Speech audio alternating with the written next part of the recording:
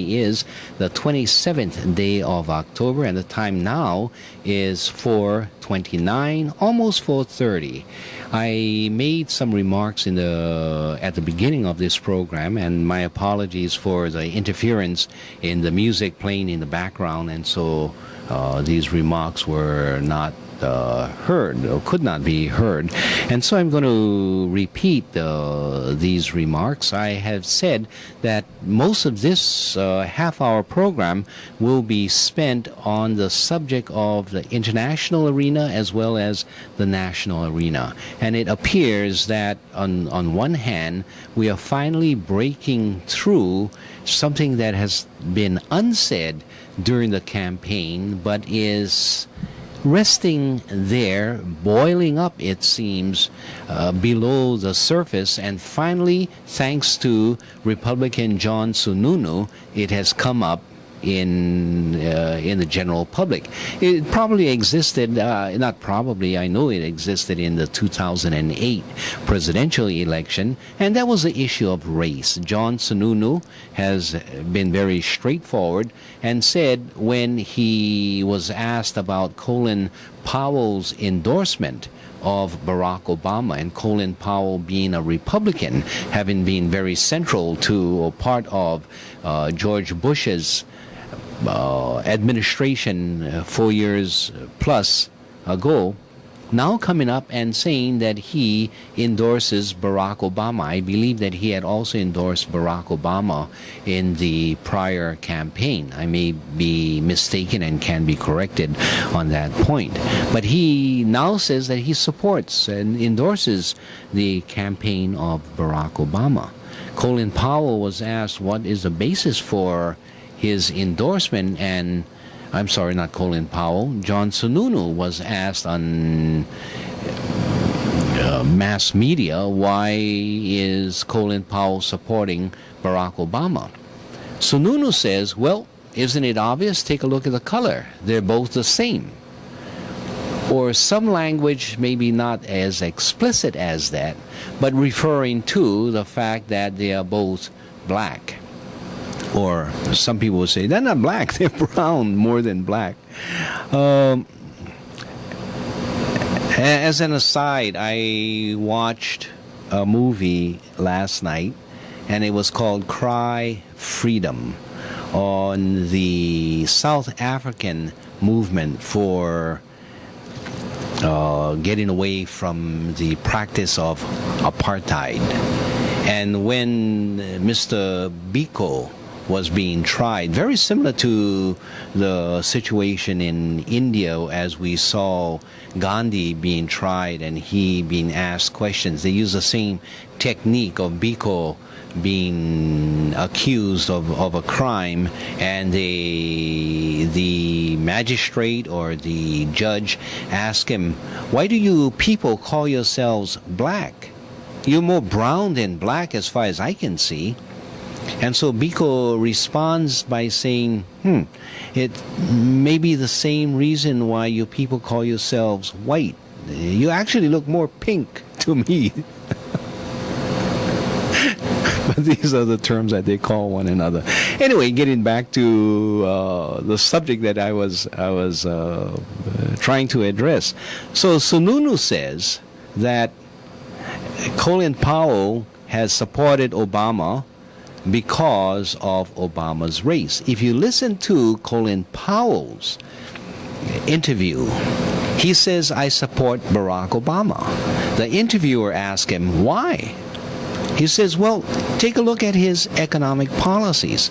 He is, in fact, putting the United States back on track, because you need to remember that as George Bush left office, the economy was in a downward crumble, and you could see immediately thereafter the collapse of the economic system, the job rates, etc., etc. So he shows all of that happening, and then he says, and if you look at what is happening today, you can see the general climb of the economy. Not only that, but he had stopped the war in Iraq, and now he is stopping the war in Afghanistan. So those resources can be now spent for domestic policies. So that is a reason why he supports the direction that Obama is taking.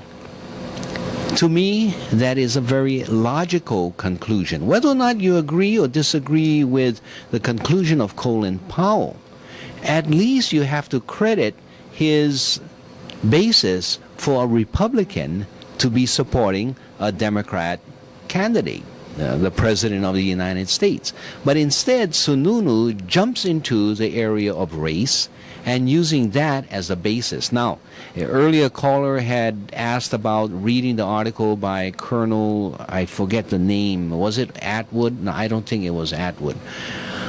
But the colonel, who is also himself a Republican, he is also saying, I must confess that my party is, to a large extent, a racist party.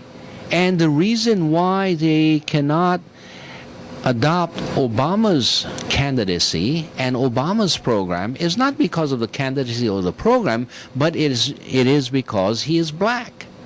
And you look at a lot of the whites in the southern states, this is the heart of the objection of Barack Obama. It cannot be on any other reasonable basis, because when you pit Obama's campaign against Romney's campaign, it's just incontestable. Maybe I overstate the statement being made by this colonel, who was associated, I understand, with Colin Powell. But here we see at the end of the campaign the emergence of what has been kept at a low level, the issue of race and race relations in the United States. I think Sununu is an accurate reflection of the Republican Party. I think the statement made by the colonel is an accurate description of the Republican Party. And it's good to shake it up, bring it up, so people themselves, and it's not likely, but people themselves can start to ask themselves, am I just responding on the basis of race? And yes, it is making you a racist if that is the basis upon which you respond. Or is my choice of president for the United States truly based on an evaluation of the programs, an evaluation of what has occurred over the past? It's not a comfortable question to ask, but I think it's a necessary question that many, especially in the South, but not necessarily restricted to the South, must be asking themselves. And I would suggest that the counter claim or counter position should also be asked. For the blacks, are they voting for Barack Obama merely because of what John Sununu says, because Obama is black or is part black?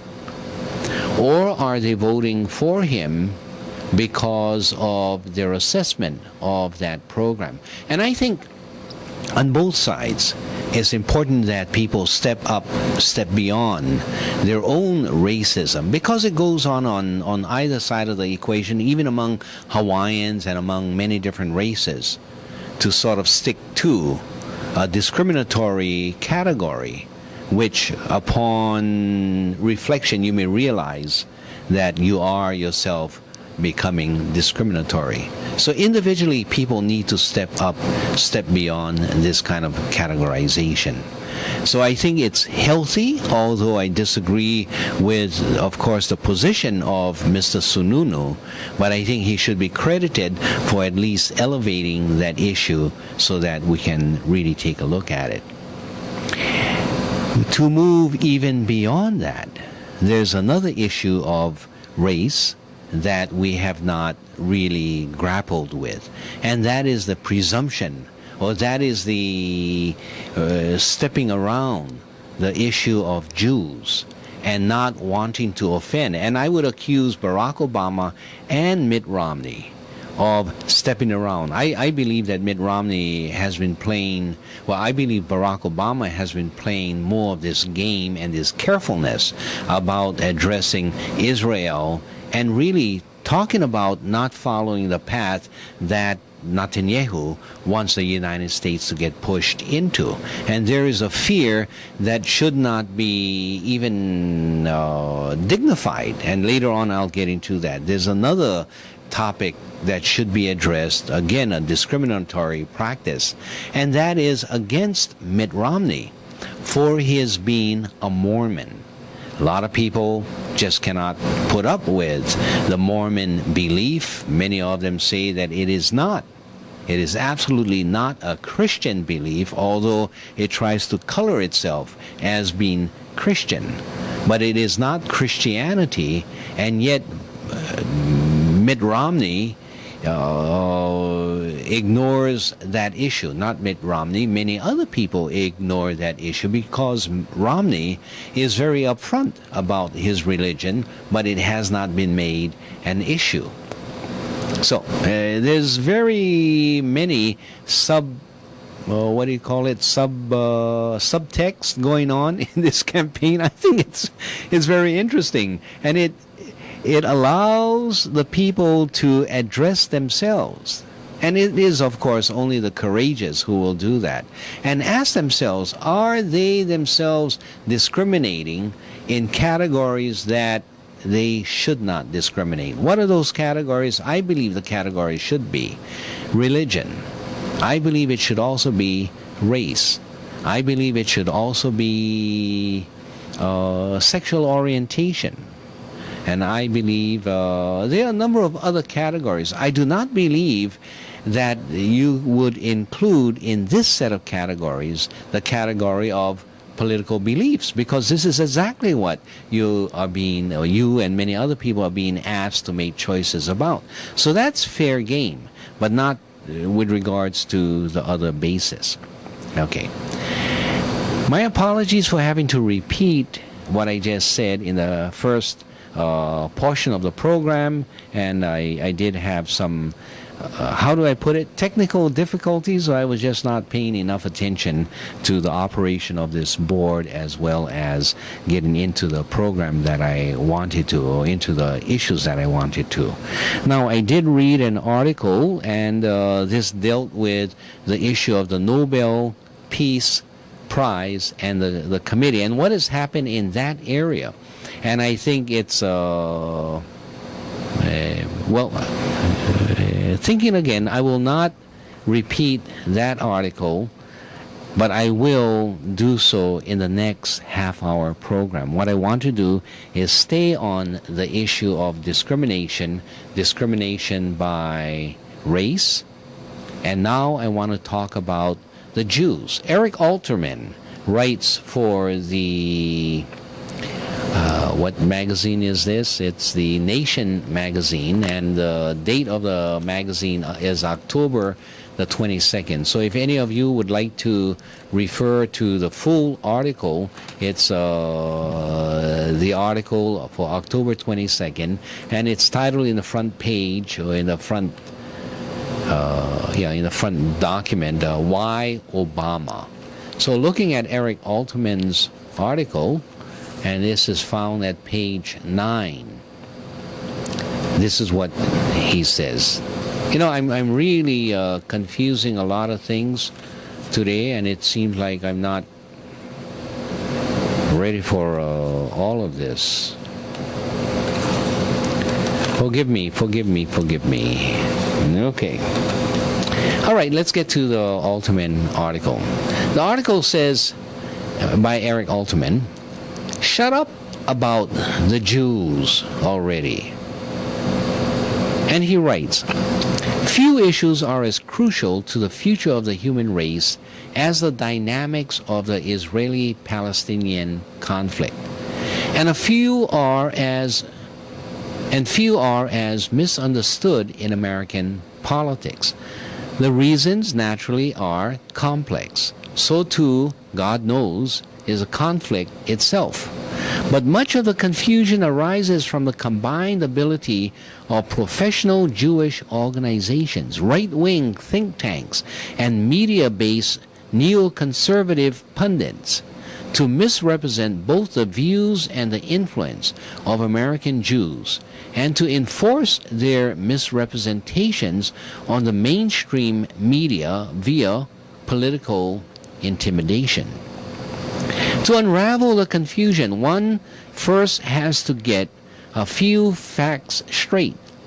Self-identifying American Jews constitute just 1.7% of the voting population, according to the Pew Forum on Religion and Public Life.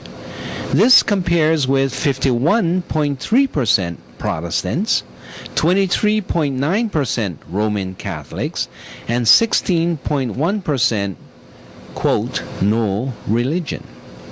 Of the tiny percentage of American voters who are Jewish, roughly 7% put Israel at the top of their list of political concerns. So, overall, 7% of 1.7%, or pretty close to 0%, say they vote on the basis of policies related to Israel. And of this minuscule percentage, many are hawkish, but many others are dovish, and still others are in between or change their minds depending on the situation. Jews, you may have heard, have been known on occasion to disagree with one another, and even with themselves. But more than 80% of Jews polled share the view that the United States should play, quote, an active role in helping the parties to resolve the Arab-Israeli conflict. Roughly the same number who agree that a two-state solution is necessary to strengthen Israeli security. And yet it's nearly impossible to find a story in a mainstream media or media outlet that reflects this reality. Almost without exception, one reads of the dangers to Obama of losing Jewish votes or voters, with the reason being their alleged unhappiness with his equally alleged lack of sympathy for Israel. But Obama is not losing Jewish voters to Mitt Romney. They continue to support him in every significant poll at the rate of approximately 70%. And if they didn't, it wouldn't be because of Israel, and it wouldn't matter anyway. The numbers are just too tiny. The reason these facts, while available to all, remain so difficult to discern in our political coverage is that while Jews remain liberal and dovish even on Israel, many Jewish funders and neoconservative pundits do not. Although these people are deeply out of step with a vast majority of Jews, they wish to create a media narrative that suggests the opposite. They are aided in this task by the largely conservative leaders of, quote, major Jewish organizations who work with these same funders, most famously right-wing casino magnate Sheldon Adelson, currently under investigation. Okay, I'll stop there. And I think this should give you enough fodder to call. If you're Jewish, then you can also call and give your perspective of this issue. You know, I sort of laughed or giggled at the fact that Jews don't agree among themselves. There was a recent article in the Honolulu Star-Advertiser, front page, talking about the big disagreement that they have had in the Jewish temple, Temple Emmanuel, the central point of Jewish church here in Hawaii, Temple Emmanuel, up in the Nu'uanu area. And here you have a split right in the center of that organization, so that 50% of the people are leaving the organization because of their disagreement over the treatment, or some would say mistreatment, of the Jewish rabbi. And so they were not happy about, those who succeeded in throwing the rabbi out was not happy with the fact that the rabbi was a gay individual. But he made no secrets about it. And when they hired him for his ability to lead and teach from the Torah and teach from all these Jewish, materials. And now with another group coming in, they have tossed him out. So it has split the Jewish community. And this is just what little I know. Now, the Jewish community was already split even before that, so a number of people from the congregation previously had moved their church to the, what is that organization or that church called? The Universalist. And it's not the Universal Life, it's a church right down the road from where Temple Emmanuel is. So it's very interesting what is going on there. But the writer is correct. It's not all, or the Jews are not acting as one singular group. They do have differences of opinion, and they are not reluctant to express those differences of opinion. I attended one of their organizational meeting, and it was more than a meeting. It was a fantastic time for the rabbi to entertain the coming of an imam who comes from a Muslim organization that was in Manoa. I think it still is in Manoa. I think the Muslims are also having some difficulties themselves. But they engaged the imam at the Temple Emmanuel, and one of the central figures behind the organizing and bringing these two groups together was a Jew who is Roger Epstein. Now, Roger has been very active in trying to bring Hawaiians together and bringing all kind of groups together. And I'm not sure if his religion, well, he says he is a Jew. And I asked him, well, you support a lot of the principles of the Muslims? He says, yes, I do. And when the imam came to the Jewish temple, he was wondering if he could say his prayers, because it was time and he didn't have enough time to go back to his temple. So he was wondering if he could get a small room or a small place so that he could say his prayers facing, where is that? What is that direction that they face? It's the east, I believe, but it's a particular place. I'm sorry, I cannot remember. It's not Jerusalem. So Roger says, oh yeah, I'll find you a place and I'll join you. And so he joins the imam in the imam's prayer and then many of you know the direction or the name of the direction that they should be facing. And I'm sorry, I missed the name right now. So I asked Roger, are you Jewish or are you Muslim? He said, oh, I'm Muslim and I'm Jewish. And so there's another woman sitting next to him and just looks at him and shakes her head. She said, hey, either you're Jewish or you're Muslim. You cannot be both. And it's a central tenet of the Jewish faith. You cannot be both. Roger looks at her and says, oh, I can be both. And the central tenet of the Jewish faith is, once a Jew, always a Jew. You cannot take it away from me. So I remain a Jew, but I also respect the Muslim belief system, and I respect the Christians and many others. So it's some very interesting discussions going on.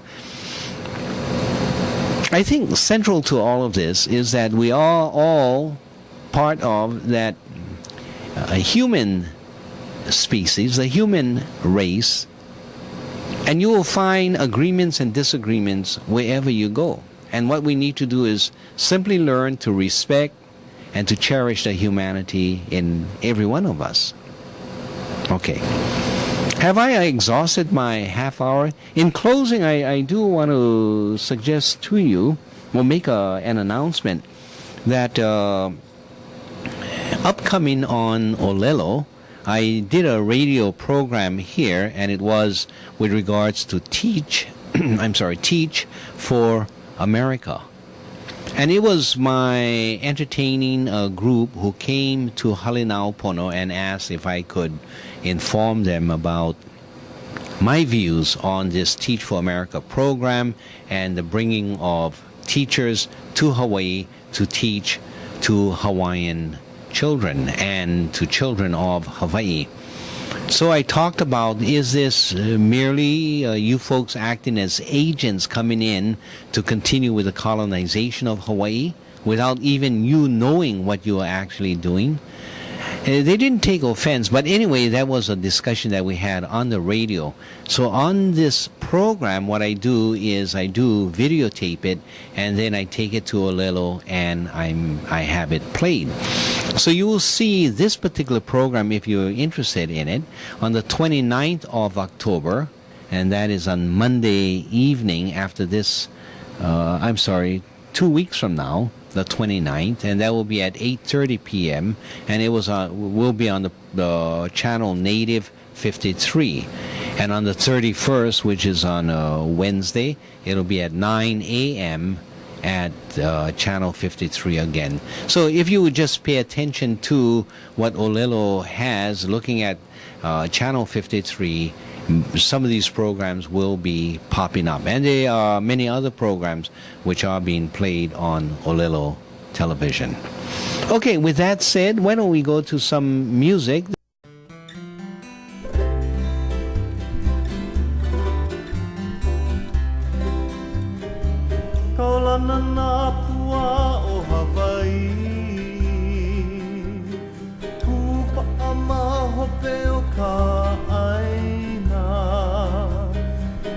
Mai ka elele o ka loko ino Pala pala anunu me ka paka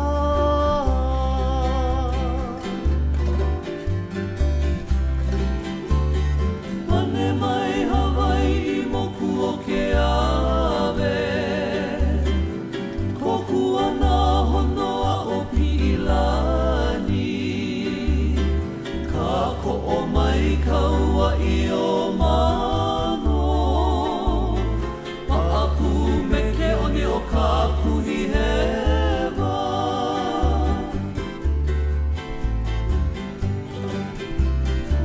Aolea e kau I ka pulima Maluna o ka pepa o ka enemi Po o hui ai nā ku ai hewa I ka pono sivila a o ke kanaka